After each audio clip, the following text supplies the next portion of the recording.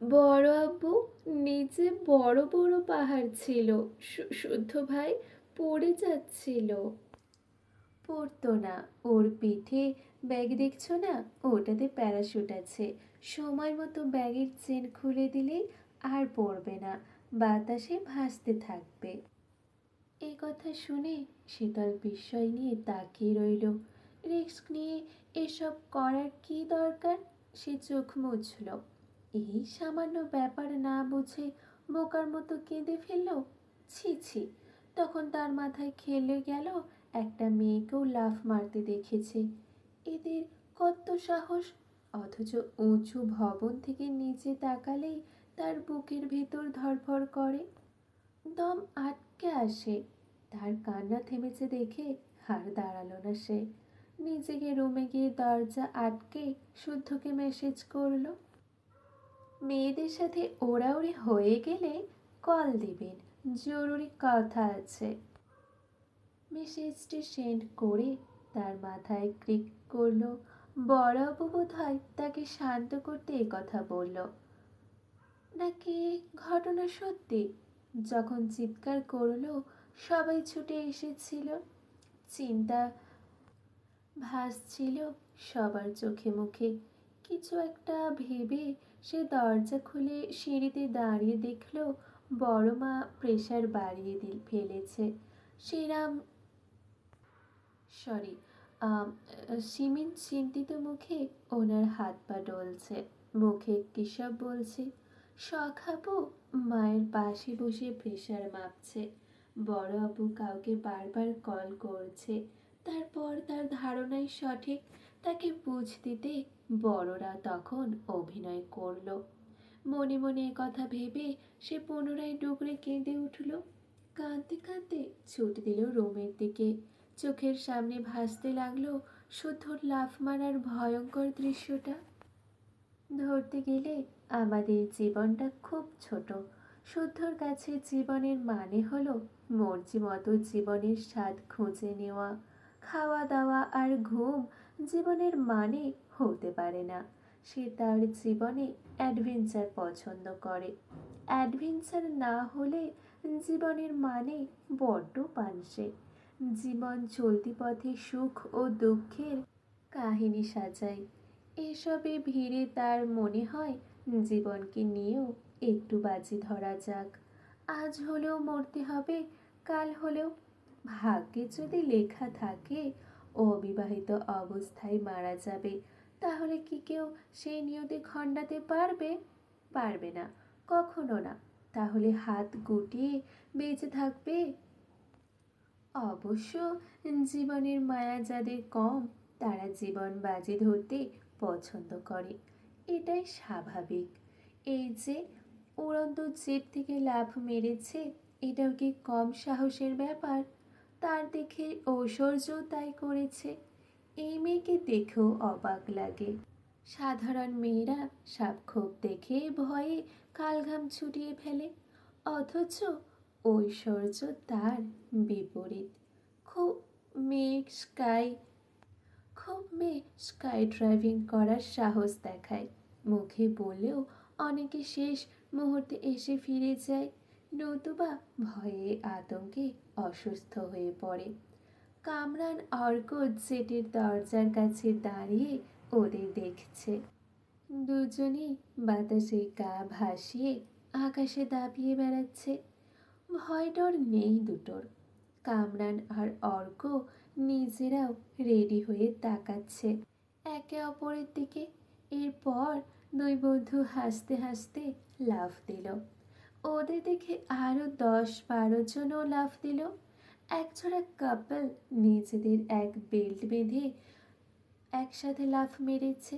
মেয়েটাকে শক্ত করে আঁকড়ে ধরেছে ছেলেটা, চিৎকার করছে প্রাণপণে। সেই জায়গাটুকু মুহূর্তের মধ্যেই পিঁপড়ার মতো আরো অনেককে দেখা গেল। ঐশ্বর্য দাপুটের সাথে দমে আছে প্যারাশুটে, চোখে মুখে অত্যাধিক খুশির মাত্রা। স্কাই ড্রাইভিং তার কাছে খুব পছন্দের রাইড। এই রাইডে লাইফ রিস্ক আছে, মারাত্মক খুশি আছে। মোদ্দা কথা, লাইফ রিস্ক আছে বলেই তার ভালো লাগে।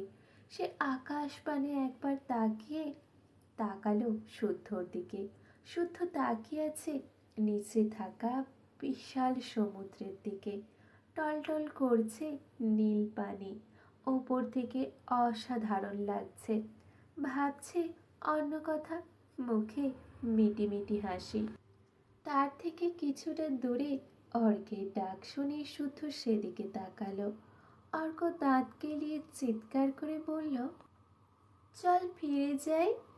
তোরা যা, শীতল কাঁদছে ভাই, কাঁদুক। মজা করছি না, কামরানের কসম।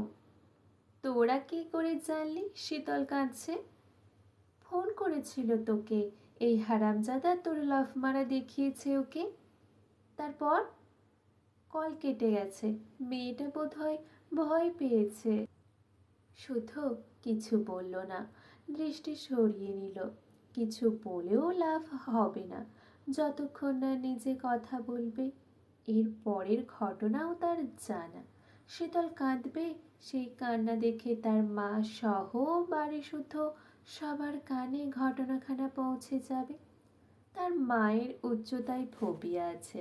ছেলে লাইফ রিস্ক নিয়ে আকাশে দাপিয়ে বেড়াচ্ছে এ কথা ভেবে হয় ওনার প্যানিক অ্যাটাক হবে, নতুবা টেনশনে প্রেশার বাড়িয়ে ফেলবে। মূলত এজন্যই কোনো কাজের কথা কাউকে বলতে চায় না। এখন কিছু করারও নেই, কাঁদতেই থাক। কাঁদলে চোখ পরিষ্কার থাকে। তাকে চুপ থাকতে দেখে কামরান হাসল, তারপর ভ্রু নাচিয়ে বলল, বুকের জ্বালা কমাতে ল্যান্ড করো বন্ধু। হুম, করতেই তো হবে, না করলে তোর একটা ব্যবস্থা কিভাবে করব? কিসের ব্যবস্থা বন্ধু? এখানে থাকার ব্যবস্থা। কামরানের হাসিটা মিলিয়ে গেল, চোখ মুখ শুকিয়ে গেল। শুদ্ধর শীতল কণ্ঠে থ্রেট মানে কপালে দুঃখ আছে। দেশে ফিরে বিয়ের পিঁড়িতে বসার কথা। না না, যেভাবেই হোক শুদ্ধকে মানাতেই হবে, বোঝাতেই হবে। খুব অনুতপ্ত সে, এই পাপ আর জীবনেও করবে না। কিন্তু সেটা আর সম্ভবও হলো না। তার আগেই শুধু পাশ কাটিয়ে চলে গেল। এর পরই সংকেত পেল দ্রুত জেট ওঠার। সবাই একে একে এলে এবার জেট ছুটল ল্যান্ড করার উদ্দেশ্যে। প্রায় 3 ঘন্টার পর জেট ল্যান্ড করলে শুধু দ্রুত পায়ে ছুটল রুমের দিকে। যেতে যেতে কল করলো সিতারার নাম্বারে। ছেলেকে সুস্থ দেখে সিতারা যেন হাঁপ ছেড়ে বাঁচল। বকলো এমন কাজ না করার জন্য। শুদ্ধ হাসল, তবে আশেপাশে শীতলকে না দেখে বুঝল সে কাঁদতে ব্যস্ত। কাঁদুক, আর একটু কাঁদুক, কাঁদলে মন পরিষ্কার থাকে। মোট কথা, কেউ যখন কারোর জন্য ব্যাকুল হয়ে কাঁদে তখন দেখতে ভালোই লাগে। তার তো লাগে। মহারানী আর ঘন্টাখানেক কাঁদুক, সে এখন ফ্রেশ হয়ে খেয়ে তারপর না হয় কল ব্যাক করবে। এই নিয়ে 11 বার কল দিয়ে ভ্রুজোড়া কুঁচকে নিল আহনাফ।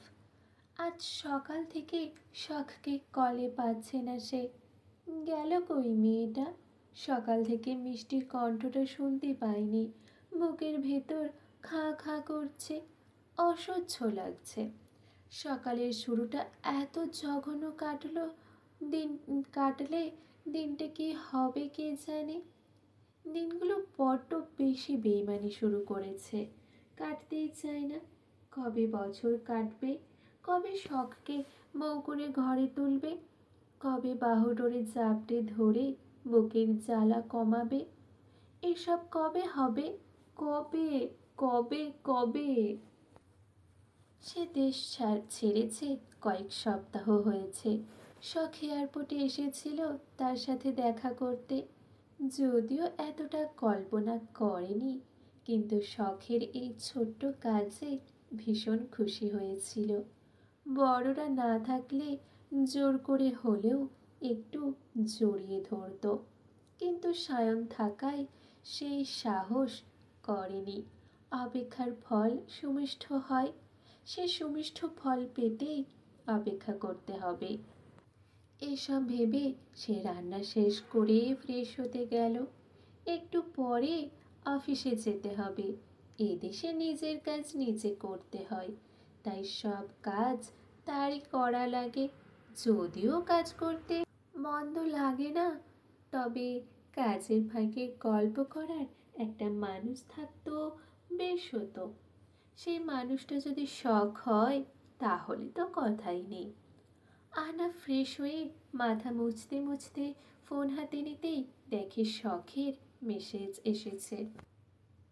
ল্যাবে আছি, স্যার আছে, চিন্তা করবেন না, আমি ঠিক আছি। এই ছোট্ট একটা মেসেজে তার বুকে শীতলতা নামলো। কিছুটা চিন্তামুক্ত হলো। সে ছোট্ট একটা মেসেজ সেন্ড করে রাখলো। ভীষণ ভালোবাসি শখ পাখি। মেসেজটা দেখে শখ মুখ টিপে লাজুক হাসল। সারাদিনে 5-7 বার শুনতে হয় এই ম্যাজিক্যাল বাক্যটা। শোনার অপেক্ষাই করে সে, কারণ আহনাফের কণ্ঠে আদরে সুরে বলা বাক্যটা শুনলে তার মন ভরে যায়। একদল খুশি বুক পাঁজরে ডানা ঝাপটাতে থাকে। প্রেম প্রেম তালবিহীন ছন্দে সুখরা গুনগুনিয়ে গাইতে থাকে, নাচতে থাকে তাদের আপন সুরে আপন তানে। 2 দিন ধরে পার্টি অফিসে ঝামেলা চলছে।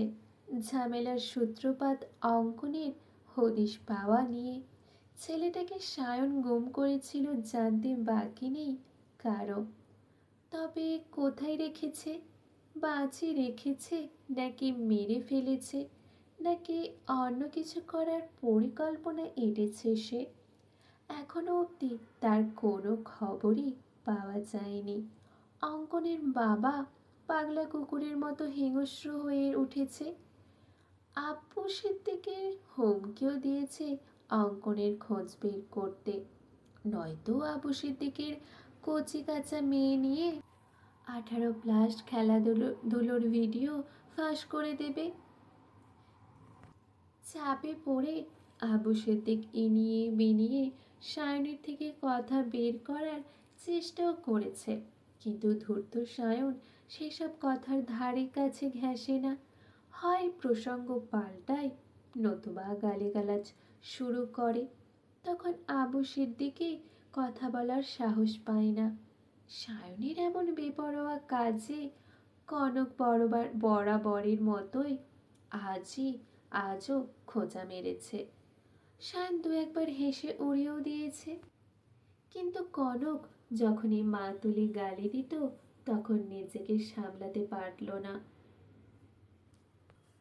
কিন্তু কনক যখনই মা তুলে গালি দিল তখন নিজেকে সামলাতে পারল না।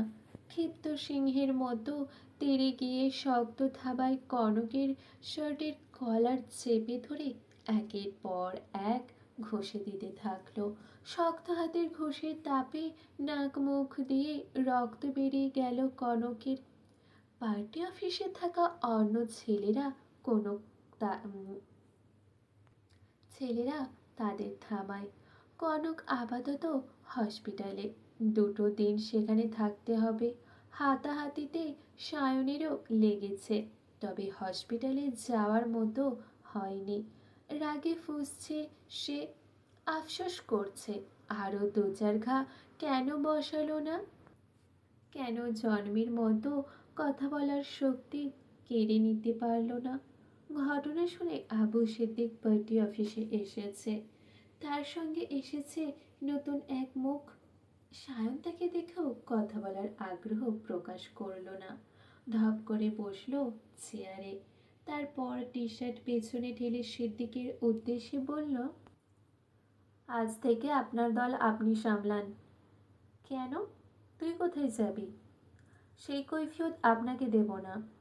সায়ন, আজকাল বড্ড চ্যাটিং চ্যাটিং কথা বলছিস তুই। কার সাথে কথা বলছিস ভুলে যাস না? ভুলিনি এখনো। ভুললে সশরীরের বসে থাকার শক্তি পেতেন না। তিন রাস্তার মোড়ে পার্টি অফিস বানাচ্ছিস শুনলাম। কি এমন হলো যে নতুন করে পার্টি অফিসের দরকার পড়লো? কেন, এর উত্তর আপনি ভালো করেই জানেন সিদ্দিক ভাই। তাও যখন আমার মুখ থেকে শুনতে চাচ্ছেন, তাই বলছি, আমি আর আপনার দলে থাকবো না। না মানে না। আর না আপনার হয়ে কাজ করব। এবার থেকে আমার দলের লিডার আমি নিজে। আখের গুছিয়ে নিয়ে এখন আমাকেই বুড়ো আঙুল দেখাচ্ছিস? তা পারবি তো টিকতে? সায়নের আখের টাখের প্রয়োজন পড়েনি, পড়বেও না। আপনার মতো আমি বস্তি থেকে উঠে আসিনি সিদ্দিক ভাই। আর না ফকিন্নে ঘরের ছেলে। আর না দলে ঢুকে আপনি আমায় বান্ডিল বান্ডিল টাকার বিনিময়ে কিনে নিয়েছেন। তাই এসব বালের কিচ্ছা অন্যকে শোনান। যদি দান ভিক্ষা আসে, আমি শুরু করলে কিন্তু খুব একটা ভালো হবে না। সিদ্দিক অপমানটুকু গিলে নিল। চল শক্ত করে দাঁত চেপে তাকিয়ে রইল সায়নের দিকে। সায়ন কিছু মিছু আন্দাজ করেছে কি না জানতে উনি নিজেকে সামলালেন। তারপর শুধালেন, শুনলাম নির্বাচন করবি? করব। এতদিন তোকে আমার ডান হাত বানিয়ে লোকের কাছে মুখ চেনালাম, সঙ্গে সঙ্গে নিয়ে ঘোরালাম, রাজনীতিতে রাজ করার কৌশল শেখালাম। তুই কিনা এখন আমার পেছনে বাঁশ দিতে উঠে পড়ে লেগেছিস। হুম, ভুল বললেন ভাই। বরং আপনি আমার কারণে সকলের মুখে মুখে এসেছেন। নয়তো আগে যা ভেড়াচোদা ছিলেন, আপনাকে দেখে আর যাই হোক, অন্তত রাজনীতি হতো না। তাই ওসব সাওয়ার ভণ্ডামি বাদ দেন। নয়তো ভণ্ডামি করার জন্য ওইটাই আর থাকবে না। তোর কি মনে হচ্ছে না তোর কি মনে হচ্ছে না তুই ইচ্ছে করে শত্রুতা তৈরি করছিস? এর ফল ভালো হবে না সায়ন। না হলে নাই, ভালো জিনিসে অ্যালার্জি আমার। তাহলে আমার বিপক্ষে সত্যি সত্যি দাঁড়াচ্ছিস বোধ হয়। হঠাৎ এই সিদ্ধান্ত কেন? বউ বলেছে অন্যের পা না চাটতে। সে আবার চাটাচাটি একদমই পছন্দ করে না। তার কথা মাথায় রেখে সিদ্ধান্ত নিলাম, বাঁচতে হলে বীরের মতো বাঁচব, নয়তো প্রাণের মায়া ছেড়ে দেহ মাটিতে লুটাবো। এ কথা বলে সায়ন উঠে দাঁড়ালো। তার বরাতকৃত রুমে তার প্রয়োজনীয় জিনিসগুলো নিয়ে হাঁটা ধরল তিন রাস্তার মোড়ের দিকে। তাকে যেতে দেখে দাঁড়িয়ে থাকা গুটি ত্রিশেক ছেলেও সেদিকের দিকে তাকিয়ে হাঁটা ধরল। আজ থেকে তাদের দল আলাদা, পার্টি আলাদা, লিডার আলাদা। আজ থেকে তারা শাহরিয়ার ভাইয়ের লোক। মোট কথা তারা এতদিন সিদ্দিকের সঙ্গে ছিল সায়নের কথাই। সিদ্দিক যদি শাহরিয়ার ভাইয়ের ছোট বোনকে কিডন্যাপ করার ব্যাপারে সঙ্গ না দিত, তাহলে তারাও দল ছাড়ত না। আর না এতদিনের গড়া অবস্থান শাহরিয়ার ভাই এভাবে পায়ের তলায় পিষে চলে যেত। শুদ্ধ রুমে ফিরে ফ্রেশ হয়ে বের হতেই দেখে ফোনের আলো জ্বলছে। ফোনের ডিসপ্লেতে ভাসছে চেনা জানা নাম, ব্যানার্জি। সে গায়ে টি শার্ট জড়িয়ে কলটা রিসিভ করতেই দেখল শীতলের মুখ। কেঁদে কেটে চোখ মুখ মালপোয়ার মতো ফুলিয়েছে। নাক টিয়া পাখির মতো লাল। তবে টিয়ার লাল টেকালো আর শীতলের নাক বোচা। এ কথা ভেবে তার ঠোঁটে হাসি খেলে গেল। তাকে হাসতে দেখে শীতলের চোখ জোড়া জলে ভরে উঠল। নিজের ঠোঁট কামড়ে কোনো মতে কান্না আটকিয়ে ফোপাতে ফোপাতে শুধালো, আপনি মারা গেলেন কিভাবে? অবান্তর প্রশ্ন শুনে শুদ্ধর মাথা মুছতে মুছতে তেরাভাবে জবাব দিল, প্রেম সাগরে ডুব দিয়ে। ডুববি? আয়।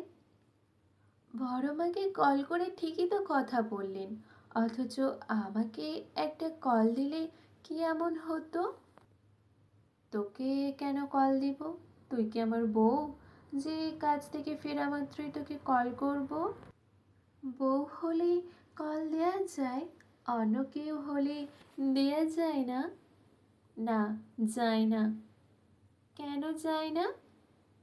জানি না, তবে এক্সপেরিমেন্ট করতে চাইলে আমার বউ হয়ে যা দেখবি সব খবরাখবর তোকেই আগে জানাবো।